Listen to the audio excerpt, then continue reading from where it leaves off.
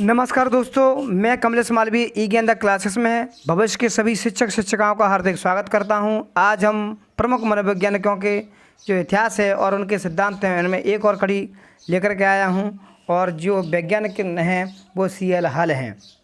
तो सी.एल. हल के बारे में आज पढ़ेंगे और उनके सिद्धांत के बारे में पढ़ेंगे। तो चलिए शुरुआत करते हैं। सी.एल. हल, इनका पूरा नाम की बात करें तो क्लार्क एल हल भी बोलते हैं। इनका पूरा नाम है, सही नाम है क्लार्क लियोनार्ड हल। और ये कहाँ के निवासी थे? निवासी अमेरिका के निवासी थे, यूएसए भी आ सकता है। और इनकी प्रमुख पुस्तक की बात करें तो प्रिंसिपल्स ऑफ बिहेवियर, जो 1915 में उन्होंने प्रकाशित हुई थी। और व्यवहार के सिद्धांत है इसका हिंदी नाम, हिंदी कन्वर्ट करके नाम है इसको, तो व्यवहार के सिद्धांत। प्रयोग इन्होंने किया था तो बिल्ली और चूहे पर प्रयोग किया था। प्रमुख सिद्धांत की बात करें तो इनका जो प्रमुख सिद्धांत था प्रबलन का सिद्धांत या रीइंफोर्समेंट थ्योरी इन्होंने दिया था। यह जो सिद्धांत, इनका जो सिद्धांत था वो किस पर आधारित था इसकी बात करते हैं। तो यह जो इनका जो सिद्धांत था वो थॉर्नडाइक और पावलोव के सिद्धांतों पर आधारित था। सिद्धांत का मुख्य तत्व क्या था? आवश्यकता की पूर्ति, आवश्यकता की कमी। इन्होंने इस शब्द का प्रयोग किया। आवश्यकता की पूर्ति के स्थान पर सी.एल. हल ने आवश्यकता की कमी के शब्द का प्रयोग किया था।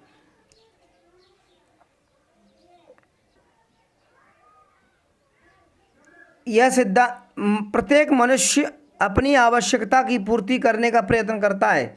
सीखने का आधार इसी आवश्यकता की पूर्ति की प्रक्रिया है। मनुष्य या पशु उसी कार्य को सीखता है जिस कार्य के करने से उसकी आवश्यकता की पूर्ति होती है। ये सिद्धांत उन्होंने बताया था। किसने बताया था? सी.एल. हल ने इस तरीके का स्टेटमेंट दिया था। अगर हम इनके जो सिद्धांत हैं उन सिद्धांतों के जो प्रबलन का सिद्धांत है उस सिद्धांत के उपनामों की अगर बात करें तो उपनाम है इन्होंने सबसे पहले प्रणोद न्यूनता का सिद्धांत, चालक न्यूनता का सिद्धांत, उद्दीपक न्यूनता का सिद्धांत, इसी सिद्धांत को बोला जाता है। अगला जो सिद्धांत है वो क्रमबद्ध व्यवहार का अधिगम उपनाम है। क्रमबद्ध व्यवहार का सिद्धांत किसने दिया? तो आप लगा देना सी.एल. हल। प्रणोद न्यूनता का सिद्धांत अगर आए तो आप लगा देना सी.एल. हल।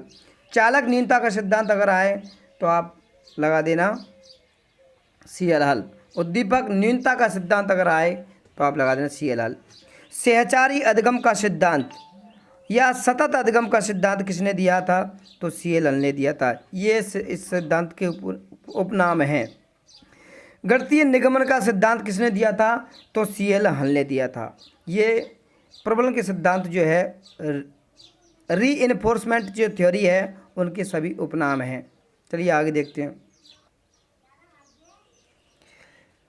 परिष्कृत का सिद्धांत किसने दिया था? सी.एल. हल ने। यथार्थ अधिगम का सिद्धांत किसने दिया था? सी.एल. हल ने। प्रबलन का सिद्धांत, इसको SOR थ्योरी भी बोलते हैं, तो किसने दिया था? ये सी.एल. हल ने दिया था। सबलीकरण का सिद्धांत किसने दिया था? तो सी.एल. हल, क्लार्क लियोनार्ड हल पूरा नाम है। अंतर्नोद का सिद्धांत किसने दिया था? सी.एल. हल ने। अगर नोट की बात करें तो जो पुनर्बल शब्द जो दिया था वो थॉर्नडाइक ने दिया था।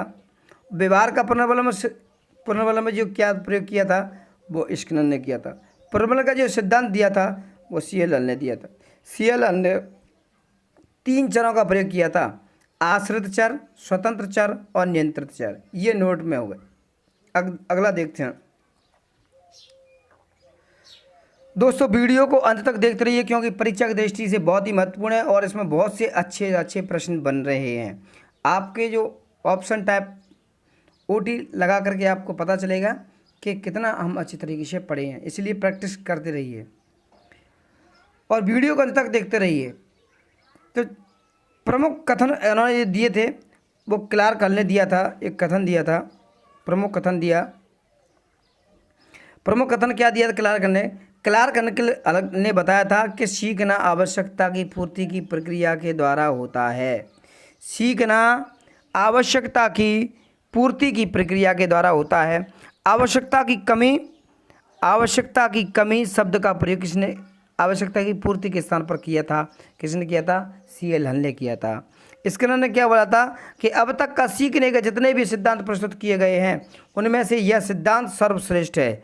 ये किसने बोला था, ये कथन किसका, ये स्टेटमेंट किसका है, तो ये स्किनर का है।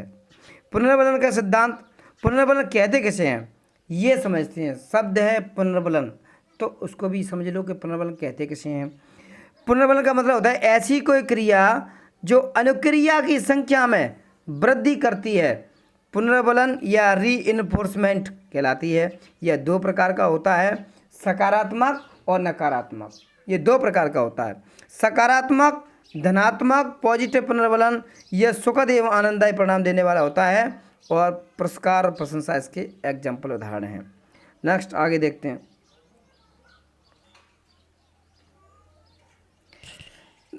एक है नकारात्मक, नकारात्मक ऋणात्मक भी बोल सकते हैं, निगेटिव पुनर्बलन भी बोल सकते हैं। कष्ट से बचाने वाला, दंड को इसमें नहीं शामिल कर सकते, दंड नहीं है। कष्ट से बचाने वाला, समस्या से मुश्किल से छुटकारा पाने वाला होता है, इसको बोलते हैं नकारात्मक। अच्छा, शैक्षिक महत्व की बात करें तो बालकों को प्रेरित किया जाता है इस सिद्धांत के द्वारा, बालकों को प्रेरित कर सकते हैं।